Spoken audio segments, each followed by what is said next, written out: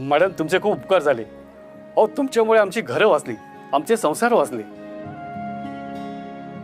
खूप मोठ्या संकटातून बाहेर काढलं तुम्ही आम्हाला. हे बघा, अशी उपकारांची भाषा करू नका. तुमची बाजू सत्याची होती म्हणून मी तुमची मदत करू शकले. मॅडम तुमच्या उपकाराची परतफेड अशी पैशाने करता येणार नाही, पण एक छोटीशी भेट प्लीज नाही म्हणू नका. काका हो, काय करताय तुम्ही? प्लीज असं करू नका. हे बघा, काही कामं समाधानासाठी करायची असतात, पैशासाठी नाही. आणि तुमची घरं वाचवून मला समाधान मिळालंय, त्यामुळे प्लीज हे पैसे मला नका देऊ. अहो ताई, पण तुमच्या मदतीशिवाय हे शक्यच झालं नसतं. त्यामुळे तुम्हाला हे 50,000 रुपये घ्यावेच लागतील अशी आम्हा सगळ्यांचीच इच्छा आहे. हे बघा प्लीज, आय इन्सिस्ट, मला खरंच हे पैसे नकोत. बरं ठीक आहे, तुम्ही सगळे जर का एवढा आग्रह करताच आहात तर मला 1 रुपया द्या.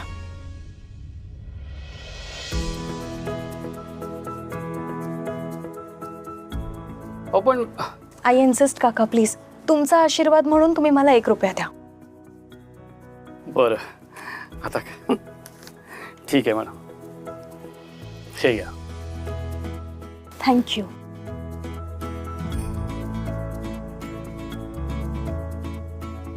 बरं, माझी एक रिक्वेस्ट होती तुम्हाला. बोला ना मॅडम. ही जी रक्कम आहे ते तुमच्या बिल्डिंगमध्ये जे काका होते, बिल्डिंग पडणाऱ्या धक्क्याने गेले, त्यांच्या फॅमिलीला जर का तुम्ही ही रक्कम दिली तर म्हणजे तेवढाच त्यांना आधार मिळेल, त्यांची मदत होईल. चालेल ना?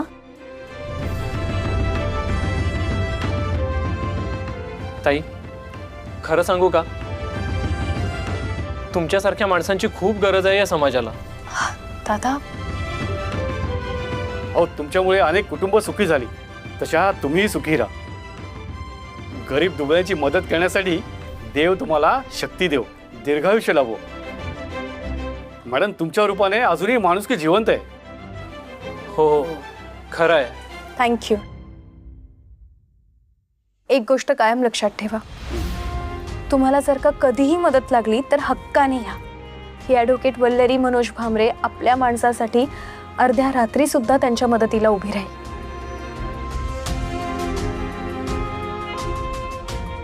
बरं मॅडम, येतो आम्ही. या.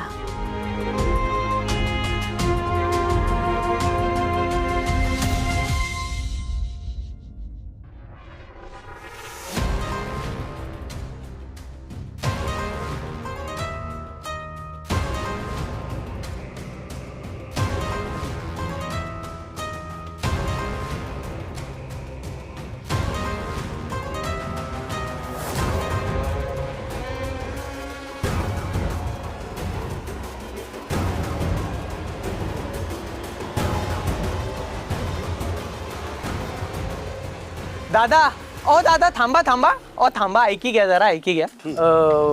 मला जरा बोलायचं आहे तुमच्याशी. हां बोला ना. तुम्ही आत्ता वल्लेरी मॅडमकडे गेलते ना, तेव्हा मी होतो तडी. बरं मी त्यांचा धीर आहे. बरं बरं, बोला ना, काय बोलायचं. तुम्ही वल्लेरी मॅडमला जे 50,000 देत होता ना, ते मला दी टाका. अहो पण मॅडम म्हणाल्या की त्या नाही घेणार म्हणून. त्या म्हणाल्या की एखाद्या गरजवंताला द्या.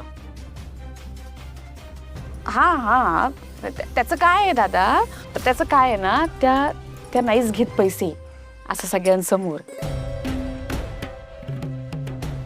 त्यांची ना काम करायची पद्धत आहे ती, सगळ्यांसमोर नाही घेत, त्या मागवून आम्हाला पाठवतात.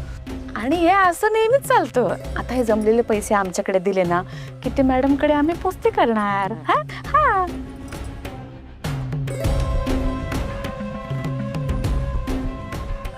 अहो द्या, हो पैसे आणा माझ्याकडे, दी टाका ते मला. तसे आम्ही त्यांना पैसे देणारच होतो, पण त्यांनीच नकार दिला म्हणून. आणा आणा. येतो आम्ही. ठीक आहे, येतो, येतोय.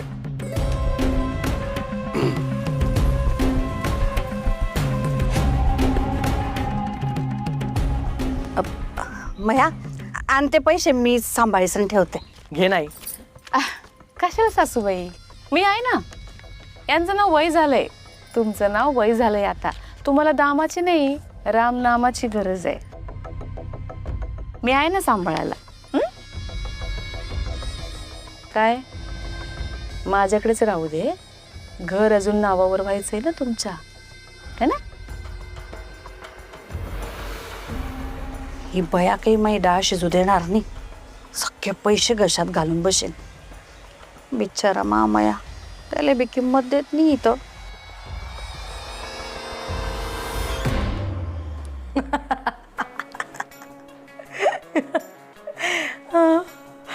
काय आजकाल जोक यायला लागले तर सोशल मीडियावर. एक मिनिट, पण मी एकटीच का असो, आमच्या ग्रुपवर पाठवते. हसून हसून ना वेळ लागणार आहे यांना.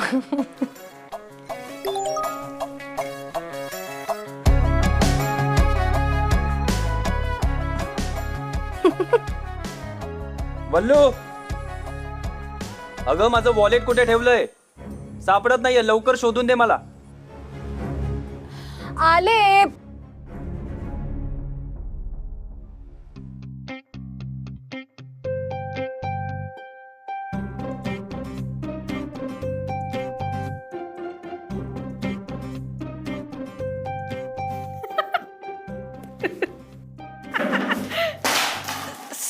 स्वामी रघु, काय अरे वाघ मागे लागल्यासारखं काय पळत असतोच रे सारखा? सॉरी मा. सॉरी म्हणू नकोस, तुला लागलं नाही ना काही? जाम करा काम. रघु पण ना,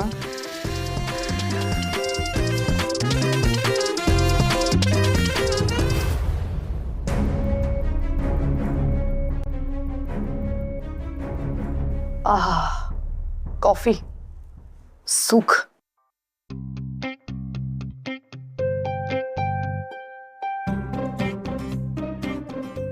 अजून रिप्लाय कसा नाही आला यांचा?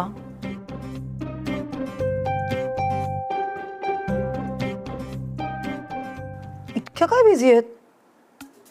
मेसेज सीन केलाय पण रिप्लाय नाही दिला. एक साधा रिप्लाय करायला इतका वेळ लागतो का यांना? 5 मिनिटं झाली आहेत वल्लरी आणि प्रेरणाने मेसेज बघून. साधा एक इमोजी तरी पाठवायचा. मेसेज नसेल आवडला ठीक आहे, जोक नसेल आवडला ठीक आहे, काहीतरी रिप्लाय करायचं राव.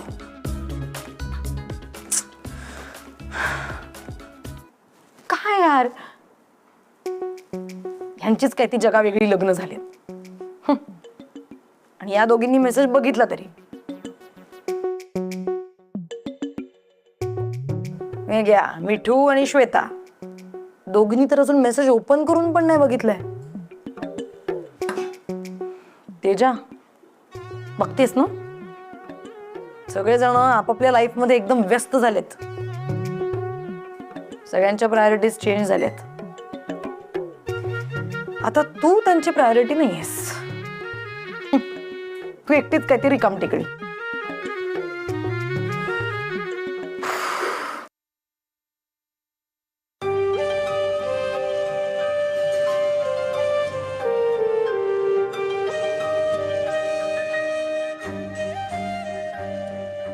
वल्लू, हो आलात तुम्ही. मी तुमच्या चहा नाश्त्याचं ए नाही नाही, बस बस बस जरा मला बोलायचंय तुझ्याशी.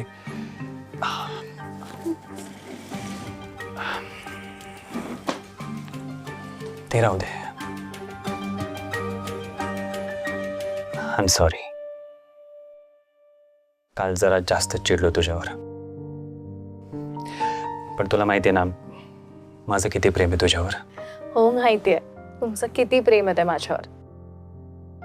पण एक गोष्ट सांगू का तुम्हाला, तुमची ना हल्ली चिडचिड खूप वाढली आहे. नाही म्हणजे कदाचित कामामुळे होत असेल, पण मला असं वाटतंय तुम्ही आता सुट्टी घ्यावी. वर्क लाईफ बॅलन्स करा थोडं. पण सुट्टीची गरज फक्त मला नाहीये, आपल्या दोघांना आहे. काय झालंय की गेली 3 वर्ष आपण फक्त काम काम हेच करतोय. एकमेकांना वेळच देत नाहीये. म्हणून मी काय म्हणतो, आपण दोघं सुट्टी टाकूया आणि छान लांब कुठेतरी फिरायला जाऊया. काश्मीरला जाऊया. अरे बापरे, बरोबर, नक्की प्लॅन करूया काहीतरी. बरं चाल. बरं येतो मी. नाश्ता करून जा. ऑफिसला पोहोचून करेन मी. ऐकणार नाहीत ना तुम्ही? वल्लरी, मला एका महत्वाच्या विषयावर बोलायचं आहे तुझ्याशी. दादा बोला ना. सासूबाई, वल्लरी, तू हे घर माया नावावर करी टाक.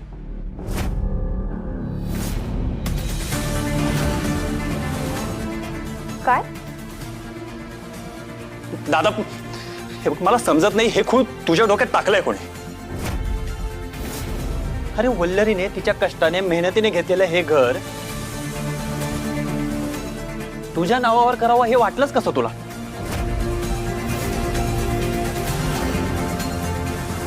म्हण्या, अरे या वल्लरीमुळेच त्या अण्णा केदारने गावातलं घर जमीन सगळं हिसकावून घेतलंय. तुला कसं कळत नाही रे? अरे आम्ही रस्त्यावर आलो, घरदार सगळं गेलं, तरी तुम्हाला काहीच कसं वाटत नाही? दादा तुला पण चांगलंच माहितीये, आईने अण्णाकडून पैसे घेतले होते त्याच्यामुळे झाले ते. उगाच वल्लरीला दोष देऊ नकोस. अरे काय दोष देऊ नको, सगळं या वल्लरीमुळेच झालंय. या वल्लरीने त्या अण्णा केदारला लग्नाची स्वप्न दाखवली आणि नंतर फसाडलं त्याले, आणि म्हणून तो चिडला, आणि तो चिडल्यामुळे आम्हाला रस्त्यावर यावं लागलंय. जगाचा कारभार करायला निघाली होती ना ही, आणि आपल्याच घराला आग लावली ना. दादा अहो म्हण्या, काय करताय? म्हण्या, का मोठा भाऊ येतो हे विसरू नको. अगं पण काही निघाई पैशाचा माझ या भावाच्या सुखाच्या थडग्यावर बांधलेला महाल या. आई याला सांग शांत बसायला. मी एक शब्द ऐकणार नाही याच्या पुढे. काय करशील रे, काय करशील? मारशील मला? मार ना. एक मिनिट, मला काय बोलायचं हे ऐकून घ्याल का?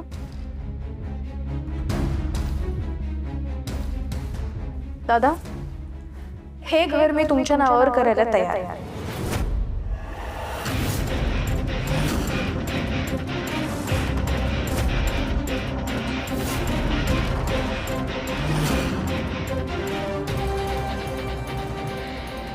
वल्लू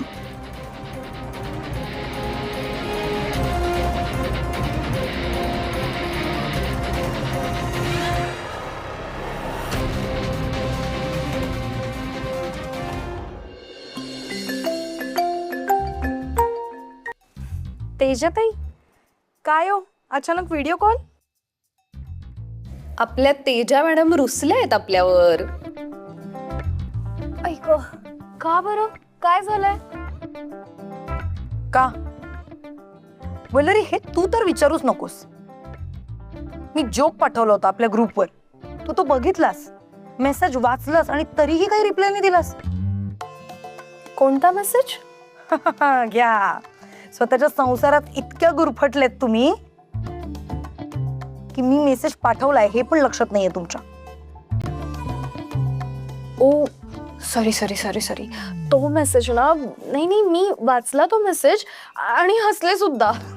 हो ना, कळलं मला.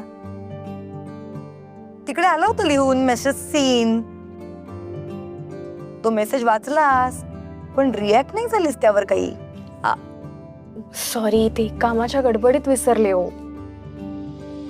एक्झॅक्टली, मीही तेजाला तेच सांगण्याचा प्रयत्न करते.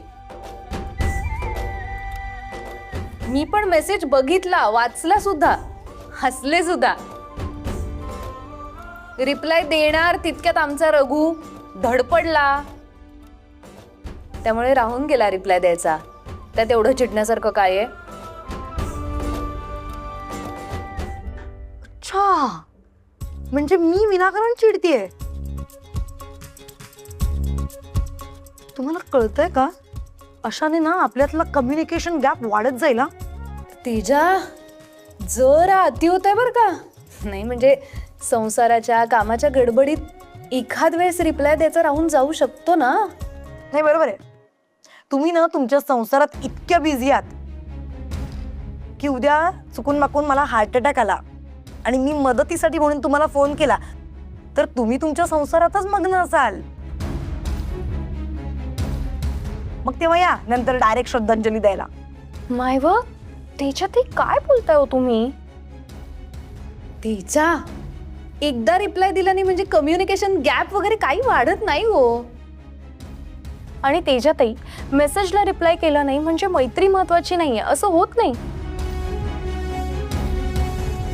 हे बघा लग्नानंतर जबाबदारी वाढते. एक्झॅक्टली वल्लरी, एक्झॅक्टली मी पण सेमच बोलतेय. मैत्रीचा बळी का दिला जातोय. म्हणजे लग्नानंतर मैत्रिणी कमी महत्वाच्या होतात का. तेजाताई हे बघा असं काही नाही. हे बघा पूर्वीच्या काही असं व्हायचं की स्त्री संसार काम या सगळ्या गोष्टींमुळे स्वतःचं महत्व विसरून जायची. तिच्या मतांना काही किंमत नव्हती. पण आत्ता तसं नाही. आजची स्त्री संसार आणि काम मैत्री सगळं काही एकदम ताकदीने सांभाळू शकते. हो ना, अगदी खरं बोललीस ग वल्लरी. बघते ना मी माझ्या मैत्रिणी ज्या संसारात गुरफटल्या आहेत त्यांना भेटणं तर लांबची गोष्ट आहे पण साधं एकमेकांशी कनेक्टेड राहायला सुद्धा जमत नाहीये.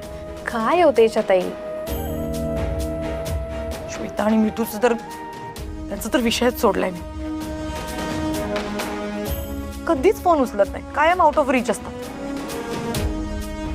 तेजाताई हे बघा तुम्ही आमच्यासाठी तेवढ्याच महत्वाच्या आहात म्हणूनच तुमचा फोन लगेच उचलला ना आता.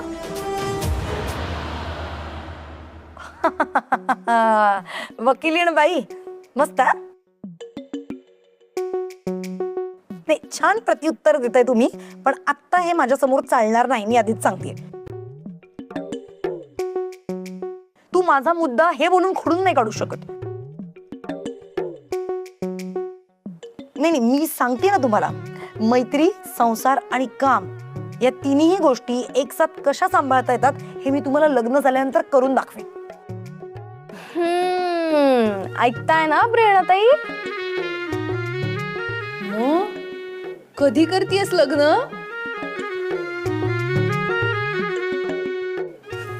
नाही म्हणजे आम्ही दोघे तुझ्या लग्नाची वाट बघतोय आणि आम्ही तयार आहोत तुझ्या लग्नासाठी.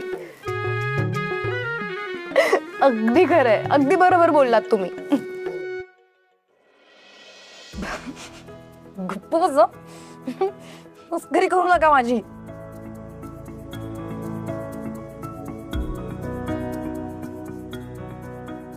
हे पण खरंच तुझ्या लक्षात येते का तेजा, आपल्या ग्रुपचा हाच USP आहे. आपण रोज एकमेकींशी नाही ना फोनवर बोललो तरी सुद्धा एकमेकींसाठी आपण कायम असणार आहोत अगदी आयुष्यभर. हे लक्षात ठेवा.